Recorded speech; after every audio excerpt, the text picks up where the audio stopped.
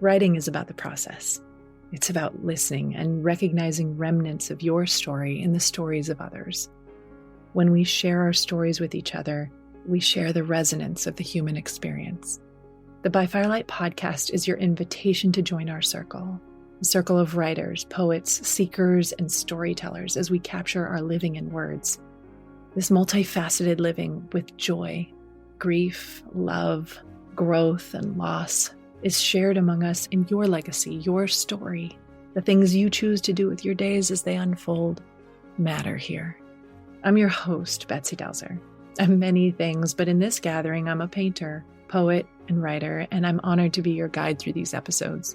Together, we'll find our muses in the rich and heart-expanding conversations with incredible guests, many who are like minds and all outrageously inspiring hearts. When you press play, you're here in the circle to share this space with us. By Firelight. Victoria Andrews is a yoga teacher and plant-based wellness practitioner based in Madison, Wisconsin. Victoria founded her own wellness practice, Align Yoga, a boutique studio offering personalized instruction and seasonal healing. In addition to her private practice, she teaches locally at Inner Fire, where she's also a part of leading the yoga teacher training program. In addition, she teaches yoga at UW-Madison in the dance department and mentors the UW student organization Wisconsin Wellness. Her latest book, the Ayurvegan Chefbook, explores the connections between Ayurvedic healing and traditional Chinese medicine. Victoria lives in Madison, Wisconsin with her husband, 2 stepsons, and sweet pup Ray. In her free time, she enjoys gardening, painting, traveling, cooking, reading, drinking tea, and adventuring in nature. Well, Victoria Andrews, welcome to By Firelight. Thank you. I'm so excited to have this time together. I was really looking forward to it all day. So thanks for being here. Oh, me too. I've been looking forward to this for a while. So thanks. Yeah, good. I love asking my guests one question, and it's around thinking about yourself in the future, your older self, or potentially even going back and thinking about your younger self, and just what would she want to say to us right here as we are at the top of the episode? I love this question. So this is kind of like a little detour, but for anyone listening who knows a little bit about like star seeds or this idea of being a reincarnation from maybe even another planet, I feel like when I was little, like I could see things happening in my life, but I was at an age where I didn't fully understand like how it was all going to unfold. So when I look back, I just feel like she would be so reassured maybe and like trusting her path because things just kind of divinely appeared, I guess. And it just felt so true to who I am and in my heart that I'm happy to be at the age I am now because when I was young, I felt so lost. So it's a good feeling to just be like, this is who I am and what I'm meant to be doing. Wow. What a comfort, actually, right? Because you're young, old, wise now, but older now, but it's like, to think of having that gift of assurance throughout the remaining decades is really a beautiful thing. Yeah. It's those Capricorn placements, the Saturn, I think. It's like yes, the tests when you're young, and then it's like, oh, thank you. Yeah. Well, Victoria, I love thinking of how I know you. And one of the things, I don't know if you remember me saying this to you after I took one of your yoga classes, but, we're in the same part of the world. We're in the Midwest and I get to take your yoga class fairly regularly. And I remember just having this really strong feeling that you are what I call a journey teacher. Do you remember me saying that to you? I remember that. I do remember that. That's beautiful. So yeah, I what I mean by that for those listening is just, I go like conservatively like 3 times a week to yoga, more, typically like 4 to 5 times I'm taking yoga classes. And they're all different types of styles that I'm drawn to in terms of yoga teaching. There's people who I find funny and, predictable. And there are people that I find comforting. And then what I mean by being a journey teacher is that I feel like I've gone somewhere Mm. when I've been on my mat with you, Mm. beyond kind of, it is like a metaphysical experience where I feel like I get on the mat and I'm kind of rearranging the compartments of my life to just kind of be focused and present. And then where you take us is far off the mat and yet totally located on the mat. I don't know if that makes any sense. I think it does. I think it does. I feel like as a teacher, I feel like, and you probably have sensed this too, like when you lead a class, it's like you're channeling an energy that's not just in like our body and our cells, but yeah, there is like an aura or like a sphere that the entire studio becomes a container of this energy, and it's just source that we're all just moving through. Mm-hmm. So I love that you feel that way, because that's how I feel as well. Mm-hmm. Yeah. Yeah. Well, let's talk a little bit about your yoga teaching, because I know that this is one of your niches, one of your areas of expertise. And just selfishly, I would love to just learn a little bit more about this part of you. I was saying to one of my yogi friends this morning about my day, and I was like, yeah, and then I get to interview Victoria. And I was like, Bendy Victoria. And she was like, oh, yeah. So, did you start, first of all, I have to know, like, were you a dancer, gymnast? Were you, or no? I wasn't. And I feel like this is probably really inspiring, because you can become more flexible with a yoga practice, like with a consistent, ardent, heart forward practice. Like the body aligns and opens. And I was a sprinter, which is like the very opposite of like long, stretchy, like my hamstrings were like very tight. Mm. And so I can even think back on like tearing my hamstrings and sprinting. And so just like working with scar tissue and feeling it out. And now like I'm able to do postures I never would have imagined being able to do, but they just arrive. And I think that that's maybe kind of helpful. Like if you've been injured, or even if you feel like you're really tight, like I know like that's kind of like the hesitation people have, right? Like, oh, I don't want to practice because I'm not flexible. Mm-hmm. And I think, no, like definitely come practice, but just maybe don't have an expectation of being able to get into like expressions of postures tomorrow. Mm. Like it might just take a few years even, but that's okay. Like we're all on our own journey, I guess with it. So yeah. So when did you decide to study yoga teaching and become a yoga teacher? What part of your journey was that? It was 2013. That's when I really discovered, like, I would say, what felt like the essence of yoga. Like, not just going to a studio, maybe engaging in a physical practice, which is how a lot of us discover yoga, right? Is like we go to a studio and there's these poses and we're doing them. And I still remember the way I felt after my first yoga class, but it was different. The studio is perennial, which if you're in Madison, it's just a really special iteration of a space. It's kind of beyond just asana. Like there's a healing restaurant there. Like they were just, I don't know. It's a feeling, I guess. And so it just inspired me. Like I was like, whoa, like this is a different way of being in the world, and in touch with the cycles of nature too, which feels maybe to honor like a bloodline, like very pagan. Like if my ancestors were like practicing, worship in the wild, like that's what yoga to me feels like. It's spiritual. And so, yeah, I didn't want to become a teacher maybe then, but I was inspired enough to continue the practice journey, which inspired signing up for teacher training. It was kind of inevitable at that point. Like I just like yoga was my whole life. Like even like if my mom ever listens to this, she's going to be like, oh my God, like I just went like full, like all in. Like I was like, veganism and the veggie burgers and all of this. And I don't know, my parents were like, okay, this is who she is. Yeah. Yeah. So you really kind of felt, many things, right? But you found like a homecoming in your practice. Yes. Yeah. So you decide to maybe start with a 200-hour. And then I know that your studies and areas of learning kind of expanded beyond that. So tell us a little bit more about that. So did you start teaching and then you were like, I want to learn more about meridians and I want to learn more about, acupressure? Like how did that come about in your practice? Yeah. So yes, after the initial 200 hours I was teaching, and then felt a pull to do an immersion. So this was 2018. I went to Peru and just did an entire month of yoga. And there was also Ayurveda, and it was Ashtanga based, which is another lineage. So that was kind of like my first like continuing educational experience. And then I didn't teach right after that. I actually quit my corporate job. So this is kind of like, when you have like an awakening, right? Like my heart was saying, no, like I was teaching on the side, like having a 9 to 5 teaching on the side. And I just knew in my heart, I was like, what would happen if I just like went all in yoga, like wellness, and just found, other opportunities that were more aligned with how I live my life, basically.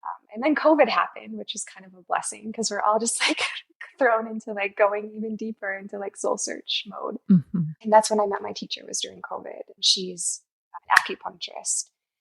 And so then I just started going to trainings exclusively with her. And I knew from being connected with this artist in Arizona who's also like very spiritual. She's like, you need to find your guru. And I was like, oh, like, I don't know. Like, that seems like I'd heard people talk about it, but it just never, like, I just didn't know what they meant really because I hadn't found mine yet. But then meeting Rose Erin Vaughn, Dr. Vaughn, it was just like, whoa, I was just like, it was like she was this person who was meant to share this information. And I was receiving the downloads, and yeah, just like it just reaffirmed so much of what I already knew, but I just needed to have that connection to like inspire what I'm meant to explore even further too, which is like the beauty of yoga, right? Is like we have these teachers, and then the teachings and the wisdom stay alive because of us, right? We're carrying it forward.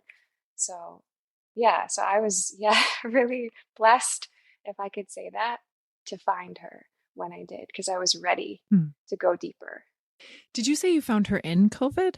Yeah, during COVID. So like, yeah, like it was an Instagram post she'd shared actually, which like is wild. But yeah, she was standing in tree pose with like half lotus, and then she had drawn the meridian line for the liver like on the photograph. And I was like, what is that? Because I don't know, like I had interest in Eastern medicine and Ayurveda already, but it was just another way of looking at the postures that I had never thought about meditating on those lines before. Like it was just very, very unique, and it just makes sense to me, I think. Yeah.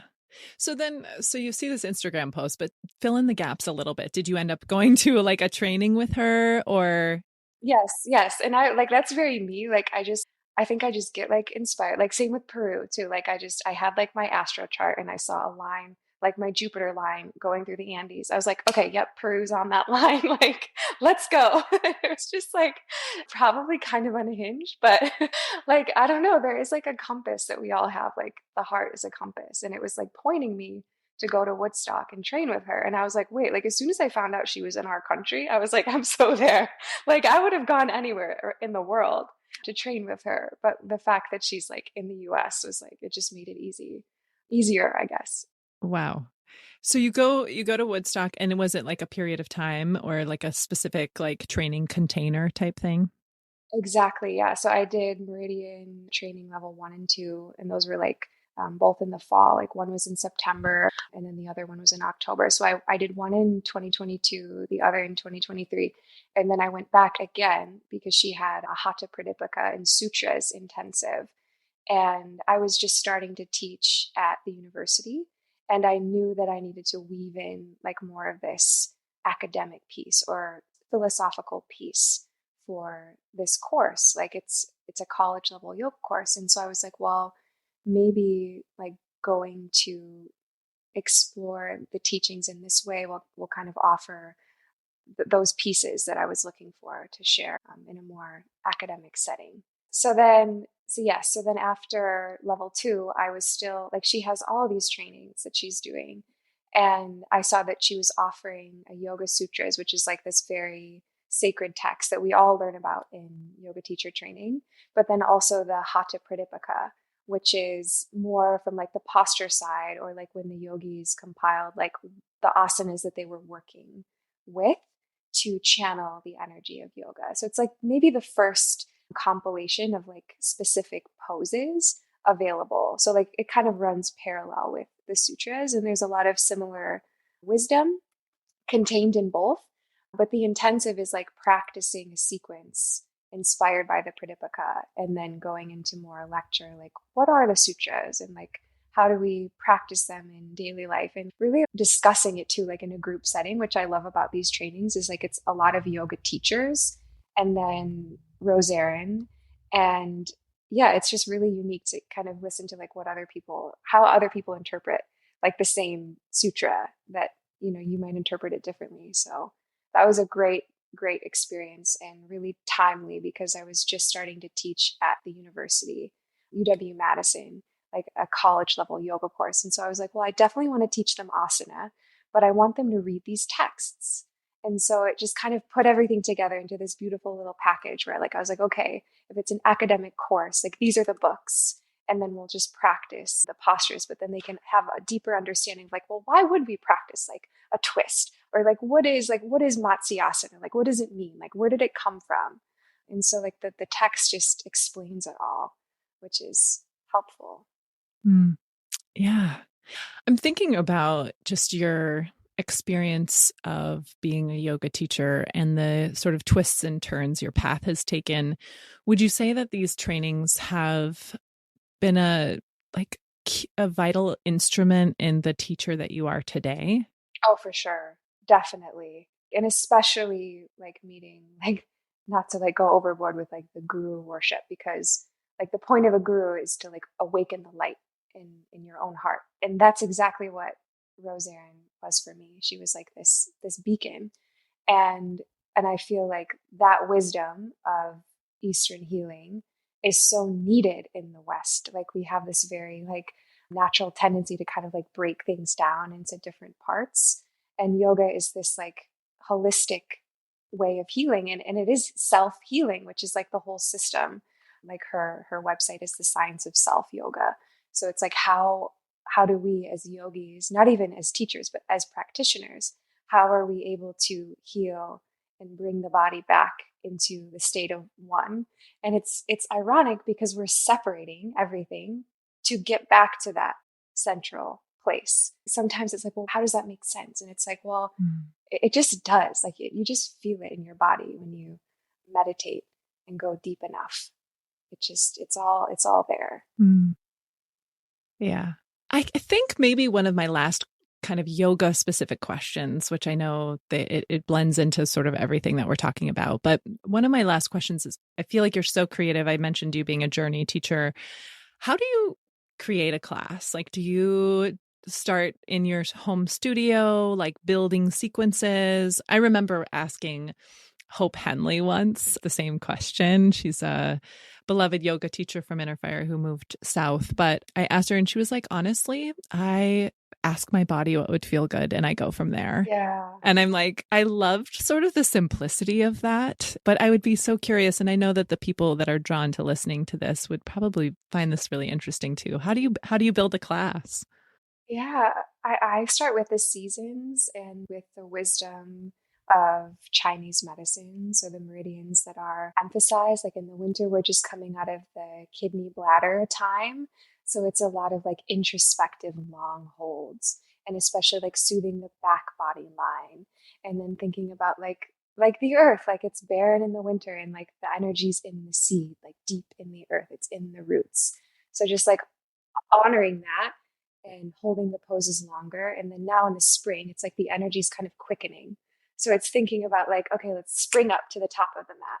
Let's start activating the bandhas a little bit more, like getting into like the liver and twisting and binding and like feeling that flow of energy. So yeah, it's definitely like what feels good, but then also like staying a little bit ahead of what's about to happen. Like we're just kind of riding the waves of like the seasonal shift. Like, okay, like what do we do? Like even in our diet, like to prepare for the spring, like kind of lightening things up. So that's how I start. It's just like, well, what is the nature? What does nature want? What is the spirit divining for? I love that. I love that. Well, let's go into food a little bit because I know that this is the topic of your most recent book. And we'll touch into that a little bit. But have you been vegan for a while? I mean, I know I've gone to a couple of your workshops and learned a little bit about the way you live in the world, but tell us about that journey. Yeah, yeah. It was, I want to say, junior year of high school. We watched Food Inc. And I bawled. I was like, I could not imagine like just the horrors, right? Like factory farming. It just felt so wrong. And I went home that night and I told my parents I'm never having meat ever again. And like just cold turkey, which was kind of like a shock, I think, because I mean my mom's like a great cook and so like I never like associated like the foods that she was making as bad, but it was like the harm that was being done to animals, like that to me was like no more. So yeah, so it's been over 10 years now. Close to 15, I think. It's almost 2027. It's crazy. Yeah, 15 years. Mm-hmm. But there was a moment where I kind of questioned, I think because of like living in our country, right? Like there's so much information like, well, you should do this diet and you should do that and maybe you should try that. So I did kind of like experiment for a while. I dated a guy who was paleo and he's like, no, like sugar is bad. And like, he wouldn't even drink kombucha. And I just remember thinking like, no, like I knew in my heart that like this is who I am and how I want to eat. But like when you're young and you're in a relationship, right? Like I feel like maybe this is relatable for people that like one person has one philosophy and the other person is like totally different. Like how do you coexist? But my husband, thankfully now, the man I married is vegetarian. And it's like it just works for us, And both of us for ethical reasons. Like we just saw the horrors of what was happening and we're like, no, like this cannot be. Like it feels really unjust. So that's really the heart of it. Like just like Mm-hmm. really, really honestly, like it's just because I feel like it's not fair to the animals. Yeah. Yeah. Yeah. Outside of that, I know that you have enjoyed kind of experimenting with how to make beautiful food, both from an aesthetic perspective, but also tasting. Yeah, yes. Right. What has that been like for you to just kind of explore that side of your creativity? It's really fun because we have a garden. So I feel like it's just really going deep into what is available for us. And a tomato like grown in our garden tastes better than anything else. And so like making a sandwich, even if it's just like a tomato sandwich with like, garden basil or some sprouts or something on it, it tastes so good. And like we're lucky also, like if you're in Madison, like the bakeries that we have here, like sourdough and Meadowlark Mills, like locally grown grains. Like the bread just tastes so good. I mean, I tried like my own sourdough, but I just, it's not exactly happening for me yet. So, but yeah, but it's just really about, I think, just an honor and a respect for the earth that kind of guides my creativity with meals. Like yeah, there's nothing more healing than like a potato that was grown in local soil and it's going to taste really good.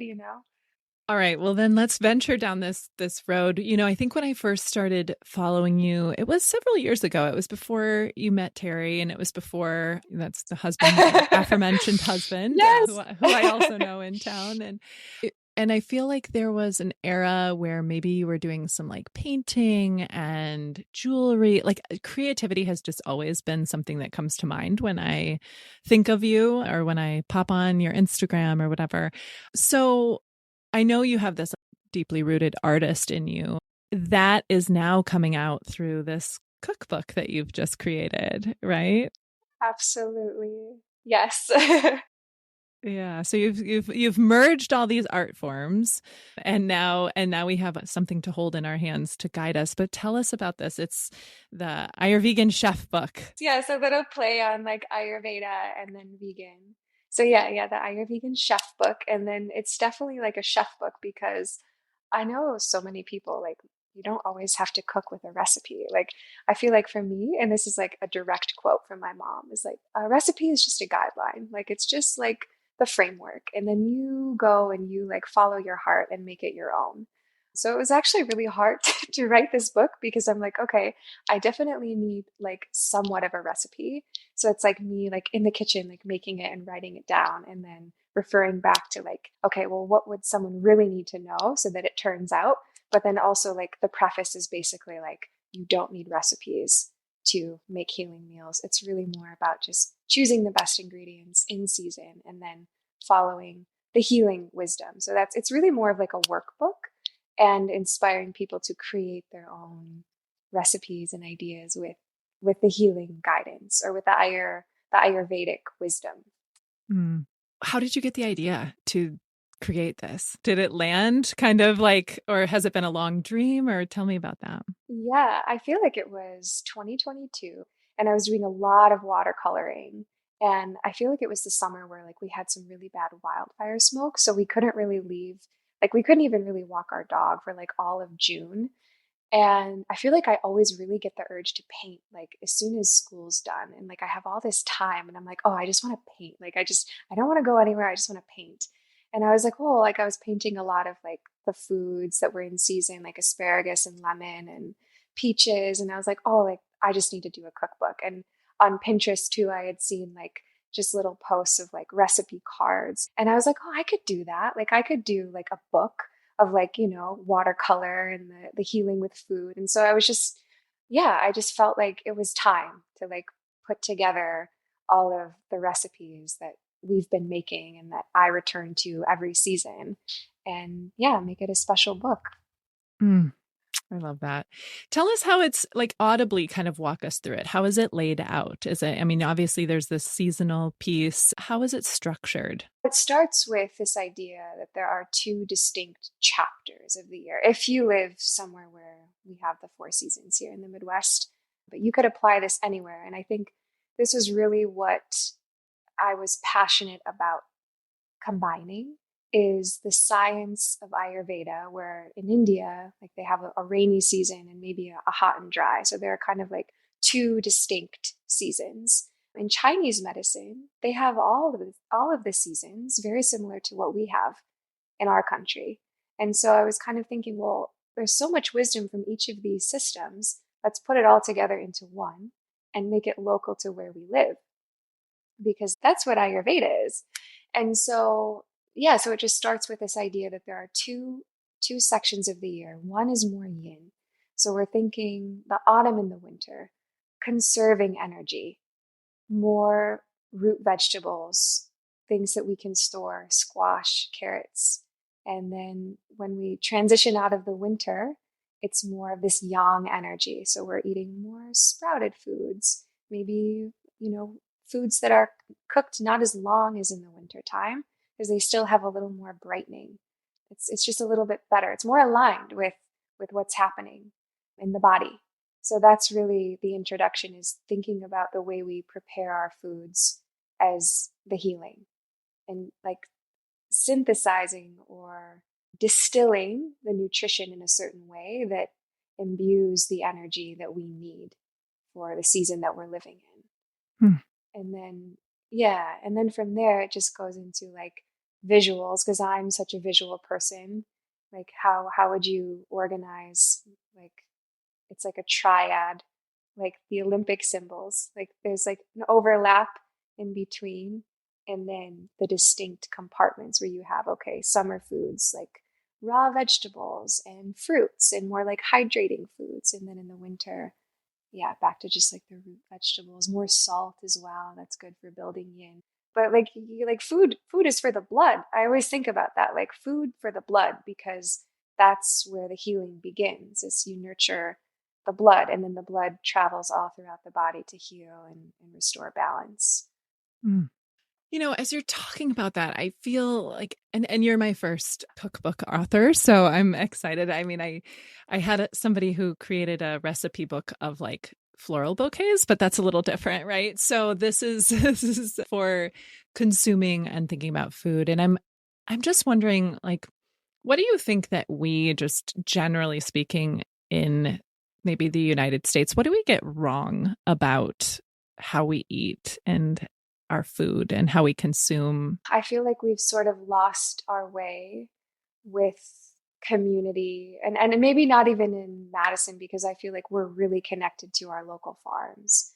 But if we're just talking like countrywide, this idea of maybe eating something that's grown in another country that was like shipped here and sent here and it's not in season, but because like we're the land of like accessibility and like you can go into any grocery store anywhere and get like blueberries, right? Like even in the middle of winter, I feel like we've just kind of divested ourselves of the importance of honoring what is in season, like what actually would be available.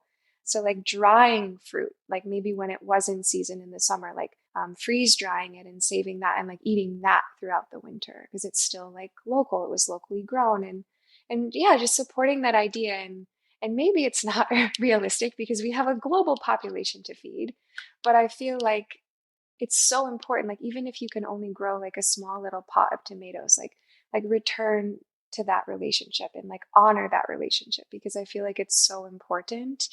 And even like with wheat, I know we had talked earlier about like we're so lucky, right, to have like these great bakeries and people that are milling local flours. Like I feel like the processing of grains is what made people be like, oh, I'm not ever going to have gluten or I'm gluten free, or maybe it contributed to people developing celiacs, where you're stripping the germ away, and so you don't have the same experience. Like your body is not experiencing that nutrition in the same way, and so it's just very yeah, these convenience foods. I think that's really where we lost our way.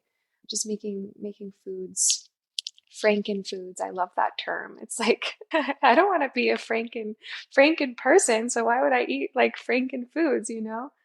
I just feel like yeah, things that are natural and wholesome are healing. I'm thinking of like a couple of action steps for somebody who's like, okay, guilty as charged. I just had a sub from the local sub shop and I bought a packaged meal for dinner or something like that, right? Like, let's just say. And they're sort of inspired listening. It sounds like a couple of if I could synthesize into like a few of your recommendations, it might be to peruse the co-op or look for locally grown or just noticing. I think even noticing the distance, right? Like, oh, these bananas are from Chile, or right, like just noticing how long it's been since it was picked from the plant or the tree or whatever is one step. And then growing your own. You mentioned even a pot, simplifying and saying just start with like one potted tomato plant or basil or herb plant, right? What else are we missing around if you're just wanting to slow down the chain from convenience to more mindful eating? Yeah, I mean, it definitely takes practice and preparation. I think if you're really, really busy, I feel like that's always like, even we get busy. I mean, even I get busy and I'm working late, but I go to Chipotle and I get a veggie burrito. Like I'll just get rice, beans, and like, stay away from the meat and the cheese and all of that. And so I feel like there's a way to do it. Like if you're just like if you're not quite ready to make all of your meals from scratch, just start thinking about like, well, what are the healthiest, fast, quick, accessible options? Like instead of a drive-through burger, like go to Chipotle or something like that. But even better would be, yeah, like buy some rice and some beans and like make a big batch ahead for the week. And that can be a great place to start. And then you can just go and get an avocado or some lettuce, knowing your farmers to the farmers markets that are around, or if that's not, local to where you're living, there are still like Superior Farms. This is a great example, or Superior Fresh. I forget if I'm saying that right, but the aquaponics, they're like the first closed loop system where they're farming the salmon, and then like the water that the salmon is raised in is supporting the nutrition of these greens that are grown. And that's in Wisconsin. Like that's amazing. I feel like that's probably available if you don't have a farmer's market. Maybe you could support Superior Fresh greens and have those like in your salad or your burrito. But it is like, and I don't want to perpetuate like, oh, well, it's easy for her to say because she lives near a co-op and like, it's so expensive. Like I can't afford to eat healthy. And I feel like it's just a matter of what you prioritize. I feel like I would rather pay more for my food than have more money for like prescriptions down the road. Like I feel like it's an investment in my life. Like if I pay a little bit more for this organic apple or whatever it is, that's a greater return on my investment in the long run. But there is like a lot of collective dialogue and also too, like it should be more accessible. Like every community should have a farmer's market. Everyone should, like, we deserve that. We should know where our food comes from, and be able to develop those relationships. It really does make a difference. I'm like delighted. I'm like full of glee when I get to go to the farmer's market. I'm like, oh, it's like a kid in a candy store. I'm like, wow, like you grew that? Like that's amazing. So that's, yeah, that could be the inspiration that someone might need to, is like thinking about your food as your medicine. Yeah. Mm. Does your book kind of guide, I mean, I know it's called a chef book, and, does it guide someone gently into this process of becoming a little bit more mindful, or a practitioner of like paying attention to the food? Yes, I think I wrote in there, I want to teach people how to fish. Like I could give you a fish and it would be great, but no, I'm going to give you a fishing pole. Like you go out and you do it. So that's really what the term chef book was like inspiring. It's like we're all chefs in our own way. It's like developing the relationship with the ingredients and recognizing like what's in season, and then coming home and building a chef's kitchen. Like, well, maybe invest in like some cutting boards and a nice knife. And you only need one, really. Like I reach for the same knife all the time. It's like my favorite knife. I just love the way it feels. You don't need like a whole collection of things if you have a few really quality pieces to prepare your meals with. And yeah, just like playing the long game too. Like thinking about this is like, maybe if someone's single, like, buy whatever you can afford. But when you're getting married, it's like, oh, think about like your whole life, like the memories you're going to make with like your crock or like whatever it is. I think that can just be really special. Like if you're a chef, like you're curating maybe like for an artist, it'd be like the best paintbrushes and the best paints and like your canvas. But for cooking, it's like the knives and the cutting boards, and it's fun. Yeah. Yeah. And then I know that there are some like almost like blank pages in your book where you have created space for people to participate. What's your intention with that? Is it so that they jot notes, or so that they like kind of think about their own combinations, or what's working, what's not working, that sort of thing? Yeah. So what really inspired the workbook piece is like each season there are like different combinations of like the grain, the protein, and a seasonal vegetable. And so like I always love the idea of like a big power bowl. And in the spring, since it's spring, like farro with greens, and you put the greens in with the farro, and the warmth of the farro kind of softens the greens. So it's not quite a raw salad like we'd have in the summer, and it's not quite like a winter couscous or like a tagine or something. It's kind of in between, but you can like add your own ingredients into that. Like maybe you like olives. Okay, you're going to put some olives into it, pickled radish or something like that. So you can like make your own little like Buddha bowl, which I think is a perfect term. It's your little healing Buddha bowl, and then you can change out the ingredients as you will. So yeah, the workbook is kind of like, well, what flavors do you like? What is in season where you live? What would be good with that? And yeah, I feel like the visual piece too is like, I love Pinterest because you can just go and look and see like what are other people doing? Like the colors, that's always what gets me too. Like I see like a big bowl of like the black beans, the sweet potato, the pickled red onions, and it just look like you just want to eat that.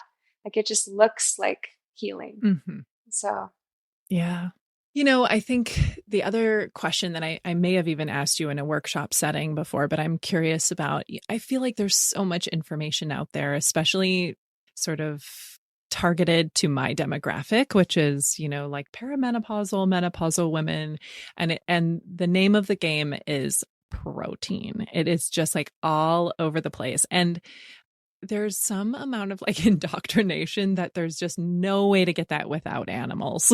So I'm curious, just your hot take. I think if my memory serves me right, from asking this in a different workshop, you might have said something like, I feel like the protein thing is a little overrated. Is that accurate? yeah, it is. It's out of control. I mean, if you think about protein, like it's important, and like collagen synthesis is important, but you don't have to like overload protein. Like you probably need less than you think. And vegan sources are great because they also have fiber. So that's my hot take is like meat. Yes, there's the protein, but there's not fiber. It's not as great as like a bean would be, or a legume, because you don't have the fiber going through. And we have a long intestinal tract. Like we're herbivores technically. Like we have the molars we don't have the incisors, like we're going to tear into flesh and like, so, and I'm sure, the argue, oh, well, we're omnivores because we could also digest the meat. But I feel like the rising cases of heart disease and colon cancer, and I just feel like there is a connection between inflammation because of excessive protein consumption and the lack of fiber in the standard American diet that can develop into a lot of diseases. Yeah. So that would be yeah. That's helpful. I mean, it's helpful just to get another perspective, right? Because I feel like there's just so much that is inundating with like more, as many grams as you are pounds. And it's just like, how am I going to do that? So I appreciate that perspective. I'm thinking of a few people who are vegan curious, and there's a part of me that wants to get your perspective on. I mean, you had this story of like your heart, sort of ripping open at the visuals and the reality of factory farming. If someone is just feeling sort of a nudge or, a ping, if you will, to explore vegan or vegetarianism, what would you prompt them to lean into that curiosity? That's such a great question. I mean, there are so many documentaries. So if they haven't already, educated themselves a little bit more on like the suffering that the animals endure, like that might be one way to go about it, is just, okay, like open your eyes a little bit more to like see. It's easy to forget if you're not exposed to something, right? Like we see the packages in the store and it's so far away from like the reality of what the animals are facing. So that would be like one suggestion. But the other would be just to do your own research and look up like some of the healthiest populations on the planet and like what their diet was mainly comprised of. So the book, The China Study, that was like the original study that T. Colin Campbell did on Asian populations and why they were so healthy and living well into their octogenarian lifespans. And it was because they were mainly eating carbohydrates, rice and vegetables, and they were poorer, so there wasn't a lot of meat available, but that resulted in like these really long lifespans because there wasn't a lot of like processed foods available or meat. And so I feel like there are resources available now. Like there's science that backs this compassionate wisdom now, or like we're studying what is the most healthy diet for human longevity. And I would argue that would be a plant-based locavore diet, because you have the fiber, you have the plants, you have the nutrients from the soil close to where you live. And there's a beautiful connection as well. It's very important to think about the connection between the gut and the mind. So like mental health, which is, always important.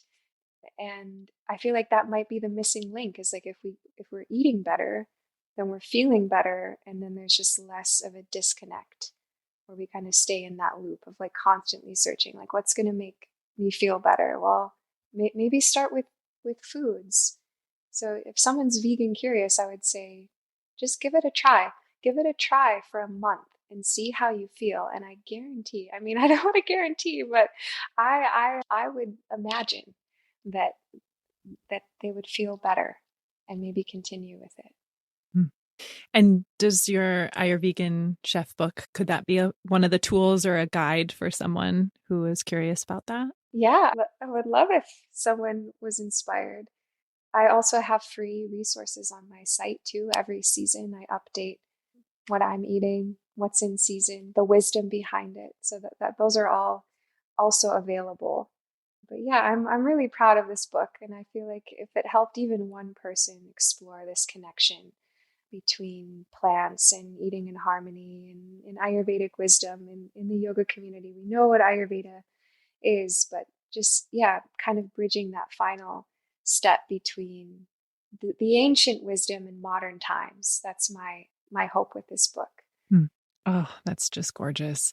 You mentioned having like a favorite knife and that's something that you reach for. Can you tell us like if there's, they're going to your website. We're going to link it all and make sure that people have access, but they've got your book. What is like the staple? Is it turmeric? Is it olive oil? Is it ghee? Like, what is something that you're like, okay, you definitely will have this on your counter and you'll be reaching for it to create this food? What are some of the like main staples? Yeah, I mean, definitely spices because it's what kind of brings foods together, and especially when you're maybe like weaning yourself off of the more processed foods that maybe have to have a lot of salt or something in them, then having some spices up your sleeve to kind of zip things and bring the flavors of the foods together would be a great place to start. And Penzies, if you're in Madison, like we love Penzies because it's really fun. They have like pre-made blends, so you can marinate like your tofu or your vegetables and sprinkle it onto vegetables to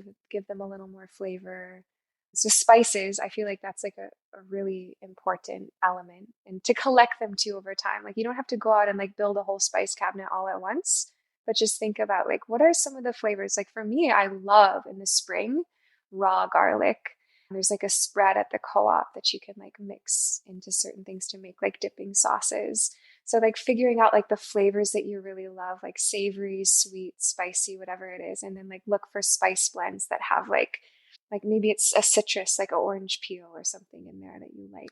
But there are so many spices, like it's incredible, like and from all around the world. Like that's a great way. Like if you're getting into like a little bit of a rut with cooking, it's like, oh, instead of doing like Spanish beans, what if I did like a different spice? What if I did smoked paprika in them? Because it's like a little more hearty and like chili style or something. So that would be like number one is like make sure you have spices. Mm. And then what is your like crowd pleaser meal? What do you go to that like you love to make, but you know like 99% of the people, family, friends, ones, whoever are going to be like, oh, this is delicious. Like, what is that for you? Oh my gosh. I mean, I feel like I'm just this such a cliche at this point with saying rice and beans, but it really is like the boys love it. We co-parent our two boys. And so rice and beans are great because with the kids we can do like a little like an egg, or we can do a little bit of a conscious carnivore chicken or something for them with that. They love like when we do like avocado, like I'll make like a guacamole or homemade pico with like the fresh herbs, and sometimes I'll put mango in the salsa. So we do a lot of rice and beans, like and it always hits. Like it just does. Like it's always good. Yeah. Yeah. I love that. Cool. Well, so you have a lot ahead of you, Victoria. We've talked about this incredible journey that you've been on and making wellness kind of your main focus. You're bringing healing to so many people on the regular. And then right before we hit record, we were talking a little bit about just that pause of like, wow, I am living in a story that I have wanted for a long time. I mean, even behind you, you're in this yoga studio that is attached to your dwelling, and you're creating beauty, you're bringing healing. What do you think are some of the dreams yet to be discovered for you? Like what's coming up for you? I feel like stepping into more of a mentorship role with yoga teachers in the future. Like I'm involved with the yoga teacher training program at Inner Fire, but I'd love to mentor more new teachers in a way where I feel like I have a lot of wisdom to share just from learning with different lineages and teachers. So I see that in my future. Mm-hmm. And then beyond that, I mean, yeah, I feel like it was really well timed of you to suggest like just to kind of take a moment to like take it all in, because it is like just really such a beautiful place to be, like finishing this book, and I'm really proud of it and excited about it. And yeah, I'm sure there will be more, right? There's always more that we can do, and more ways we can be inspired. But I think for now, I'm just really content to be where I am in my career, and with this work that is so fulfilling. Like it's just a beautiful, I can't even call it an occupation because it doesn't feel like work, but yeah, I feel like there is a generous road ahead. And even as we learn more, right, like technology and science are kind of running a parallel line too with yoga, and we're kind of going back to these more ancient techniques because Some people might feel left behind or disillusioned with like the modern medicine machine. So I feel like more of us need yoga now than ever before. So it feels like there will be so many more people to help the longer we're alive. Yeah. Well, and I'm thinking too, just about two things that you said. One being your younger self kind of almost waiting for the age that felt like the right fit. Yeah. I don't know if that's a right way of like, like I know those little old souls in young children, and there is a sense of like, oh yes, right? Like I knew I would get here, or I knew I would wake up in this story. So I think that will, if I could predict, that feels like that will be continuing, just because you have such an alignment and dedication to your practice, but also the practice of nurturing. I think you'll continue to nurture that younger self in your aging process. But also you said, and I jotted this down, I just thought it was gorgeous, the heart is a compass. As we've been speaking, and for people who have not gotten a chance to know you personally yet, or take one of your classes, or learn from your wisdom and teachings, I'm thinking about how common it is that just the noise drowns out that compass, and whether it's the noise of busyness, or the noise of convenience, or the noise of just living outside of true alignment, So as we're thinking about closing this conversation, I wonder what you would say to someone who maybe is like, okay, the heart is a compass. I'm not really sure how to access it. I'm not sure how to even like where in my toolkit is it, And then once they find it, like, how do they start to navigate? What are your thoughts on that? Two things are possible. One is like an act of God, or like your ancestors, or whatever you believe in kind of shakes you, and so it will reactivate. Like this could be like a car accident or something kind of traumatic, where you're like forced to look at your life in a different way because you've been on that autopilot. The kinder way, or the less like shocking way, is to meditate and to go inside and to really start to develop a relationship with your heart and yourself and like the true soul. That yes, you're absolutely right, we can lose connection with it, and there's always that voice in the back of the head like, well, wait a minute, like remember me, like I'm your dreams, I'm who you are really. And so it's like stepping back and like taking a bird's eye view of like your life to really think about like where it is you're going. I think that could be helpful. But yeah, meditation is really the secret, because all the answers are there, and it can be tempting. Like we want to look around outside of ourselves for the answers, but it's always just the heart and who we are. That's the truth. I love that. I love that. Where would you like people to find you and follow you and all the things? Oh, well, my main like social media presence is Instagram. So that's V Andrews Align Yoga.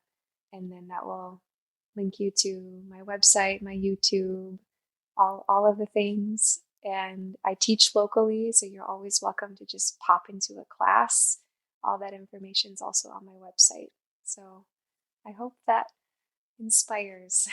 Oh, for sure. For sure. I already, it's funny. I picked up a few grocery items this morning, and I was like, to wait until after you talk to V, because I knew I would be inspired to try something new and do something. And lo and behold, I'm like, rice and beans it is. So I'm really excited for this hour and the inspiration that it has been, but that you are. So thank you so much. Oh, thank you so much. It really was just a dream come true to be a guest on your podcast. Awesome. Good. Thank you. By Firelight is a Lit Path Studios production and is produced by Jamie Gale and Betsy Delzer. Music is by Legito Music and Pond 5. Thank you for being a part of our beautiful collection of stories.